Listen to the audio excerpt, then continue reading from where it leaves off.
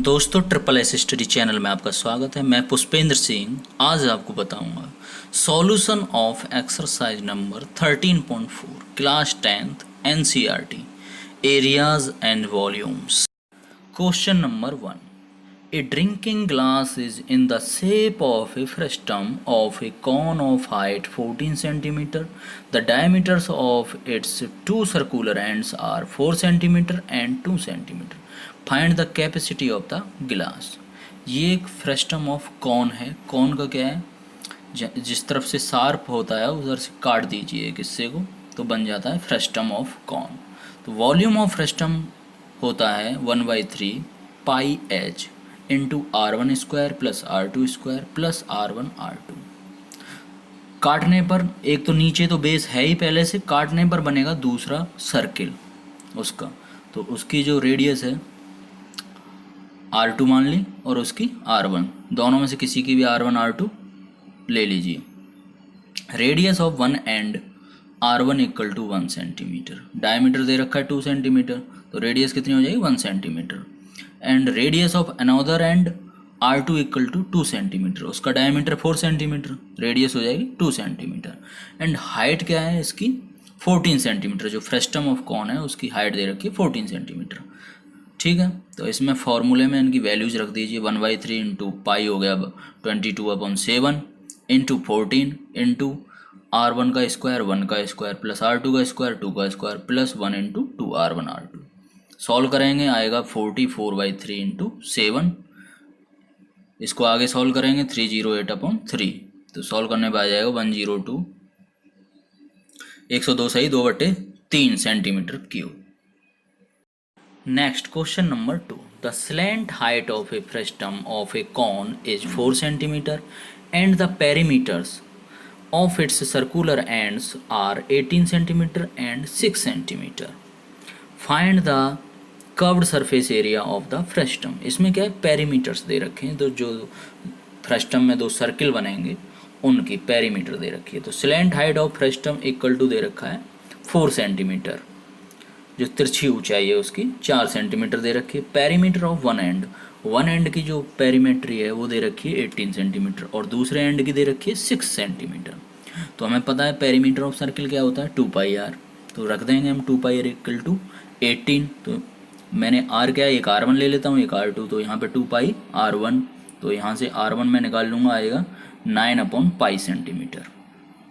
ऐसे ही 2πr2 equal to 6, तो यहाँ से R2 आ जाएगा 3/π सेंटीमीटर।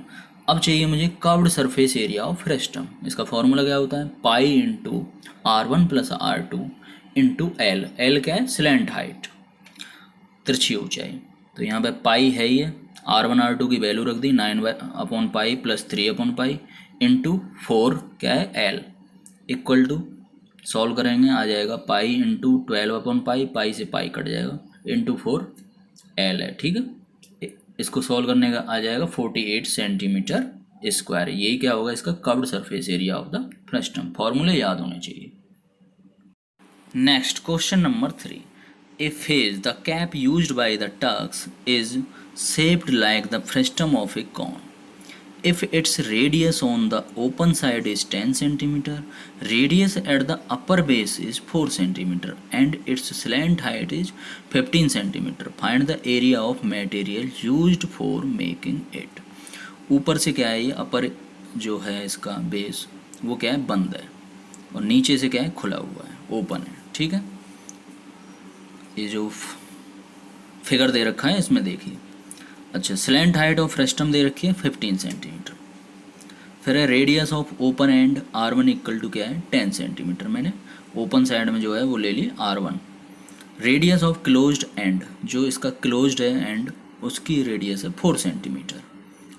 ठीक है, area of fez equal to हो जाएगा ये जो जिसका हमें चाहिए, कौन कौन सा चाहिए, एक तो ऊपर वाला जो एंड क्लोज्ड है वहाँ पे एक सर्किल बन रहा है तो उसका area πr square plus curved surface area of phase, ये जो फेज है फ्रस्टम का जो कर्व्ड सरफेस एरिया होता है वही होगा सेम। ठीक है, तो ये मिला करके जितना चाहिए हमें मटेरियल बनाने के लिए उतने का एरिया आ जाएगा। तो इसमें से क्या करूँगा मैं, curved surface area of phase क्या होगा, pi into R1 plus R2 into L, plus ऊपर का जो एरिया है जो सर्किल बना हुआ है उसका क्या है पाई आर स्क्वायर।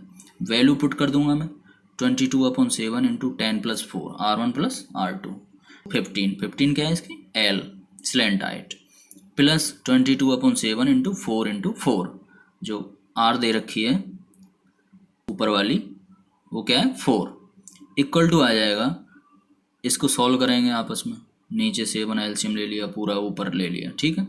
तो ये आ जाएगा सॉल्व करने पे 710 सही 2/7 centimetre square. Next question number 4, a container opened from the top and made up of a metal sheet is in the form of a frustum of a cone of height 16 cm with radii of its lower and upper ends as 8 cm and 20 cm respectively. Find the cost of the milk which can completely fill the container at the rate of ₹20 per liter. Also find the cost of metal sheet used to make the container if it costs ₹8 per 100 centimetre square. Pi लेना है यहाँ पे 3.14। अच्छा क्या चाहिए हमको, पहले दे क्या रखा है वो देखिए। हाइट ऑफ कंटेनर दे रखी है 16 centimetre, radius of upper end दे रखी है R1 equal to 20 centimetre and radius of lower end R2 equal to क्या है 8 सेंटीमीटर, और जिधर R2 दे रखी है उधर क्या है ये क्लोज्ड है। एंड वॉल्यूम ऑफ कंटेनर क्या होता है इक्वल टू फ्रेस्टम है एक तरह से ये, तो वॉल्यूम ऑफ फ्रेस्टम क्या होता है 1/3 pi h into R1 square plus R2 square plus R1 R2। Values put कर दो 1/3 इंटू 3.14 इंटू 16 इंटू 20 का square plus 8 square plus 20 into 8। Solve करेंगे 3.14 इंटू 16 इंटू 624/3 सॉल्व करने पे आ जाएगा, लगभग आएगा ये 10449.92 सेंटीमीटर क्यूब। तो इसको हम लिख सकते हैं 10450 सेंटीमीटर क्यूब। तो इसको क्या है हमें लीटर में बदलना है, तो 1000 का 1000 का क्या है इसमें डिवाइड कर देंगे तो आ जाएगा 10.45 लीटर। ये तो आ गई इसकी कैपेसिटी। अच्छा कॉस्ट क्या है 1 लीटर मिल्क का 20 रुपीज़, तो 10.45 लीटर का क्या हो जाएगा 20 इंटू 10.45 इक्वल टू 209 रुपीज़। अब हमें चाहिए एरिया ऑफ कंटेनर। क्यों चाहिए, क्योंकि जो मेटल शीट उसमें यूज हुई है उसका एरिया आ जाएगा, तभी उसकी हम कॉस्ट निकाल पाएंगे, क्योंकि हमें कॉस्ट निकालनी है। मेटल कंटेनर बना हुआ है मेटल शीट का, उसकी कॉस्ट क्या है। तो area of container equal to होगा curved surface area plus curved surface area किसका बकेट का, फ्रेस्टम की तरह है वो, plus area of lower circular part, नीचे जो सर्कुलर पार्ट है उसका एरिया। तो ये होगा pi into R1 plus R2 into L plus pi R2 square. नीचे की जो रेडियस है 8 सेंटीमीटर वो मैंने R2 ले लिया। अच्छा L इसमें दी नहीं है, L क्या है स्लैंट हाइट, तो वो हमें निकालनी है। L निकालने के लिए फॉर्मूला क्या है L equal to √R1 minus R2 का स्क्वायर। R1 क्या है बड़ी रेडियस में से छोटी घटानी है उसका स्क्वायर, ठीक है, plus H square equal to H क्या है height of the frustum equal to आ जाएगा, ये मैंने 20 में से 8 गए तो कितने बचे 12 स्क्वायर, 12 का स्क्वायर हो गया प्लस हाइट है 16 तो 16 का स्क्वायर इक्वल टू आ जाएगा सॉल्व करने पर 20 सेंटीमीटर। तो L आ गई इसकी 20 सेंटीमीटर। अब हम क्या चाहिए एरिया इक्वल टू क्या आ जाएगा फॉर्मूले में उसमें रख दो, पाई की वैल्यू 3.14 लेनी है इंटू 20 प्लस 8 रेडियस हो गई R1 प्लस R2 इंटू 20 जो L आई है हमारी प्लस ये pi R2 square 3.14 into 8 into 8। Solve करने पर आ जाएगा 1959.36 सेंटीमीटर स्क्वायर। तो cost of 100 centimetre square equal to दे रखा है 8 रुपीज़। 8 रुपये में कितना है 100 सेंटीमीटर स्क्वायर मेटल शीट आती है, तो कॉस्ट ऑफ 1 सेंटीमीटर स्क्वायर कितना होगा 8/100, ये आ जाएगा 0.08 रुपीज़। तो cost of 1959.36 centimetre square equal to आ जाएगा 1959.36 इंटू 0.08, इसका मल्टीप्लाई कर देंगे तो ये जो कॉस्ट है वो आ जाएगी 156.7488 rupees. Next question number 5, a a metallic right circular cone 20 centimeter high and whose vertical angle is 60 degrees cut into two parts at the middle of its height by a plane parallel to its base. If the frustum so obtained be drawn into a wire of diameter 1 by 16 centimeter, find the length of the wire. पहले figure बना लेंगे। ये क्या है, एक frustum बनाना है, किससे, कौन दे रखा था 20 सेंटीमीटर हाइट है उसकी कौन की, ठीक है। उसको क्या है ऊपर से काटा जाता है 10 सेंटीमीटर से, ठीक है। नीचे भी 10 सेंटीमीटर बचेगा, ऊपर भी 10 सेंटीमीटर, ठीक है। कट कर देंगे पैरेलल टू द ग्राउंड या फिर बेस, ठीक है। बेस ग्राउंड पे ही है उसका। तो काटने पर क्या है, इसमें हमने क्या है पॉइंट बना दिए ए, इधर एफ जी ई, ठीक है, बी डी सी। अच्छा, इसमें से एक ट्रायंगल मैं लूँगा, ट्रायंगल ए जी ई। तो ऊपर क्या है इसका पूरा जो है कोण एंगल 60 डिग्री है, आधा जब मैं कर दूंगा तो ये 30 डिग्री बचेगा। तो इसकी वजह से एंगल ई कितना हो जाएगा 60 डिग्री, क्योंकि एंगल जो जी है वो 90 डिग्री है, ऊपर वो 30 हो गया, ए एंगल है, तो ये बचा कितना 60 डिग्री, क्योंकि ट्रायंगल के तीनों कोणों का जो सम होता है एंगल्स का क्या होता है 180 डिग्री। तो ये बचेगा एंगल ही 60 डिग्री। तो from triangle A E G tan 60 equal to होता है A G upon E G, मतलब perpendicular upon base. A G क्या हो गया परपेंडिकुलर, ए जी क्या बेस। तो यहाँ से tan अपॉन आर वैल्यू रख दी मैंने, स्मॉल आर मान लिया है जी ई को, ठीक है, क्योंकि ये रेडियस है। ऊपर वाली हमें क्या है रेडियस चाहिए, ऊपर वाले बेस की और नीचे वाले बेस की। तो ये यहाँ से आर इक्वल टू आ जाएगी tan अपॉन √3 सेंटीमीटर। tan 60 की वैल्यू होती है √3। सिमिलरली दूसरा जो ट्राइंगल है ए डी बी, अब मैं उसको लूँगा, उसमें एंगल बी का है 60 डिग्री सेम। तो यहाँ से tan 60 equal to A D upon B D, ये ट्रिग्नोमेट्री में पढ़ा गया है ये चीज़, ठीक है। तो ए डी क्या है 20, बी डी क्या है आर, इक्वल टू tan 60 की वैल्यू क्या है √3। ट्रिग्नोमेट्री आप पढ़ेंगे तो पता चल जाएगा वैल्यू।